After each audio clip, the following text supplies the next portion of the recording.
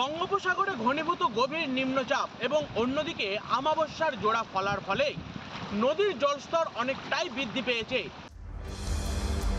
মৌসুমীর পয়লা ঘেরির তেঁতুলতলা খাল সংলগ্ন এলাকায় ১০০ মিটার নদী বাঁধে ধস। কুসুমতলার কিরিশতলা এলাকায় ১০০ ফুট নদী বাঁধেও ভাঙন দেখা যায়। অন্যদিকে নামখানার ঈশ্বরপুর এলাকাতেও প্রায় ১০০ মিটার নদী বাঁধে ভাঙন। যে কোনো মুহূর্তে নদী বাঁধ ভেঙে গিয়ে এলাকা প্লাবিত হওয়ার আশঙ্কায় স্থানীয়রা। গ্রামবাসীদের দাবি, এখনই নদী বাঁধ মেরামত না করা হলে পরিস্থিতি আরও ভয়ঙ্কর হতে পারে।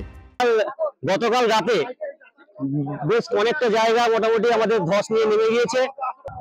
আপাতত যুদ্ধকালীন তৎপরতায় স্থানীয় বাসিন্দাদের নিয়ে আমরা মোটামুটি বস্তাতে মাটি ভরে বাঁধ দেওয়ার কাজ চলছে। জল ঢুকে গেলে আমরা সব ক্ষতি হচ্ছে, সব হয়ে যাবে না। কি ক্ষতি হবে? জমি চাষবাস ক্ষতি হয়ে যাবে, ঘর বাড়ি টাড়ি সব ডুবে যাবে।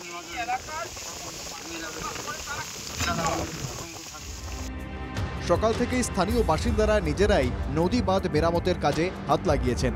খবর পেয়ে বাঁধগুলি পরিদর্শনে যান প্রশাসনের আধিকারিকরাও। যুদ্ধকালীন তৎপরতায় চলছে নদী বাঁধ মেরামতের কাজ। আমি খবর পাওয়ার সঙ্গে সঙ্গে আমি নিজের স্পটে এসেছি এবং ডিপার্টমেন্টকে খবর দিয়েছি, ইরিগেশনের দপ্তরেও খবর দিয়েছি এবং কাজ চলছে। আগামী দিনে যাতে শক্তপোক্ত নদী বাঁধ হওয়ার জন্য তার ব্যবস্থা গ্রহণ করছি।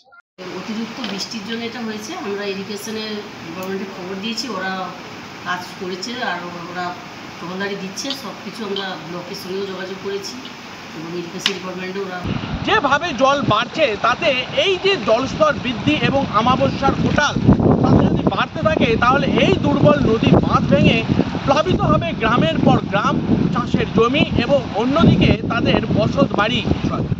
সুন্দরবন থেকে অরিজিৎ মণ্ডল, NKTV বাংলা।